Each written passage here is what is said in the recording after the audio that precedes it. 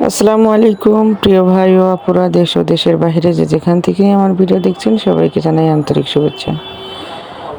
আজকে নিয়ে এসেছি আমি আপনাদের জন্য চিংড়ি মাছ দিয়ে বিরিয়ানি রান্না। আমার ভিডিওটি অবশ্যই শুরুতে একটি লাইক দিয়ে দেখবেন, আপনাদের কাছে অনুরোধ রইল। ভিডিওটির কোনো একটু অংশ যদি ভালো লেগে থাকে অবশ্যই আমার চ্যানেলটিকে সাবস্ক্রাইব করে আমার পাশে থাকবেন। পাশে থাকা বেল আইকনটি বাজিয়ে দিবেন, পরবর্তী ভিডিও যেন আপনারা সবার আগে দেখতে পান। দেখতেই পাচ্ছেন আমি তেল দিয়ে দিয়েছিলাম পাতিলে, এখন দিয়ে দিলাম কাঁচামরিচ আর পেঁয়াজ। আমি যেহেতু শুধু কাঁচামরিচ আর একটু ঝাল করে রান্না করব, এই জন্য আমি একটু বেশি করে কাঁচামরিচ দিয়েছি, আপনারা চাইলে একটু কম দিতে পারেন। তো আমি এগুলোকে ভালো করে একদম লাল করে ভেজে নেব। আর চিংড়ি মাছ দিয়েও যে এত সুন্দর বিরিয়ানি রান্না করা যায় ঘরে থাকা উপকরণগুলো দিয়ে সুন্দর করে, মজার একটি রেসিপি, পরিবারের সবাই পছন্দ করবে। তো আমি দিয়ে দিলাম 3টা এলাচ, 3টা দারুচিনি। এখানে বেশি কোনো মশলা ব্যবহার করা যাবে না। তো দেখুন আমার পেঁয়াজগুলো একদম লাল হয়ে ভাজা হয়ে গেছে, ব্রাউন কালারের। তো আমি এখন দিয়ে দিলাম চিংড়ি মাছ। আর এটি একদমই সহজ এবং দুর্দান্ত মজাদার একটি রেসিপি, খুবই ভালো লেগেছিল। আর বাচ্চারা তো অনেক পছন্দ করে, যেহেতু আমার বাচ্চারা বাসায় নেই তো আমরা নিজেরাই খেয়েছি, অনেক মজাদার হয়েছিল। তো এখন দিয়ে দিলাম আমি একটি টমেটো কুচি করে কেটে। আমার রান্নাটা যদি কেউ আপনারা ফলো করেন অবশ্যই সুন্দরভাবে আপনারাও রান্না করে খেতে পারবেন এভাবে চিংড়ি মাছের বিরিয়ানি। তো এখন দিয়ে দিলাম 1 চা চামচ রসুন বাটা, আর দিয়ে দিব 1 চা চামচের মতো আদা বাটা। তো দেখুন এখন এটাকে দিয়ে আমি ভালো করে ভেজে নিচ্ছি। আর এখানে কোনো আমি পানি অ্যাড করব না, এখানে আমি গরুর খাঁটি দুধ দিয়ে দিব। আমি এটাকে ভালো করে কষিয়ে নিচ্ছি। আর যদি না ভালো করে কষানো হয় মশলাটার ঘ্রাণ থেকে যাবে আদা রসুনের, এই জন্য ভালো করে একটু তেলে ভাজতে হবে। খুবই মজা লাগবে, আপনারা ট্রাই করে দেখবেন। ইনশাল্লাহ আমি খেয়েছি, অনেক মজাদার হয়েছিল, খুবই পছন্দ করেছে সবাই। আমি চিন্তা করেছি এরপরে কোনো মেহমান আসলে ঝটপট 10-15 মিনিটের ভিতরে বানিয়ে ফেলব। অবশ্যই পোলাও চালটি আপনারা আগেই ধুয়ে 15-20 মিনিট আগে ধুয়ে রাখবেন। আমি দিয়ে দিলাম বিরিয়ানি মশলা, আমি 3 চামচের মতো দিয়েছি, 1 প্যাকেটের অর্ধেক। আমি ওটার ভিতরে যে মশলাগুলো ছিল সব সহ দিয়েছি। তো দেখুন এভাবে এটাকে কষিয়ে নিলাম। এখন দিয়ে দিলাম স্বাদ মতো লবণ। এখানে আর কোনো উপকরণ লাগবে না, কিছুই লাগবে না। তো এটাকে ভালো করে কষিয়ে নিয়েছিলাম, নিয়ে আমি দিয়ে দিলাম চাউল। অবশ্যই চাউলটা 15 থেকে 20 মিনিট আপনারা আগে ভিজিয়ে রাখবেন, শুধু ধুয়ে রেখে দিলেই হবে। দেখবেন চাউলটা খুব সুন্দর সফট হয়ে গেছে, তখন আবার ভেজে ভেজে ওটাকে শক্ত বানাতে হবে। আর এই চাউলটা এত সুন্দর করে ভাজতে হবে যেন একটার সাথে একটা লেগে না যায়। আপনারা চাইলে বিরিয়ানিটা বাসমতি চাউল দিয়েও করতে পারেন। আমি আমার ঘরের পোলাওর চাউল দিয়ে আমি করে ফেলেছি।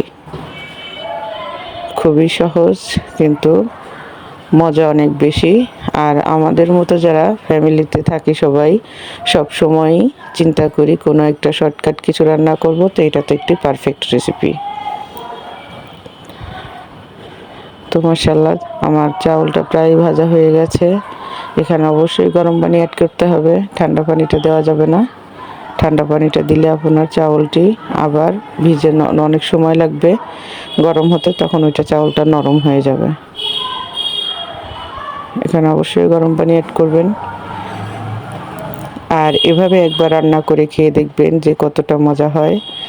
আমিও হঠাৎ করে আজকে আমার খুবই খারাপ লাগছিল, কি রান্না করব, বেশি কিছু রান্না করতে ইচ্ছে করছিল না, তো শর্টকাট বানিয়ে ফেললাম চিংড়ি মাছের বিরিয়ানি। তো খেতে অনেক মজা হয়েছে, আমি নিজেও অনেক অবাক হয়ে গেছি যে এত অল্প সময়ের ভিতরে এত ভালো কিছু করা যায়। তো আপনাদের সাথেও শেয়ার করলাম। চাউলটাকে অবশ্যই খুব সময় করে নিয়ে ভাজতে হবে, একদমই লো পাওয়ারের জালে, কারণ বেশি দিলে পুড়ে যাবে। আমি দিয়ে দিলাম এখন গরম পানি।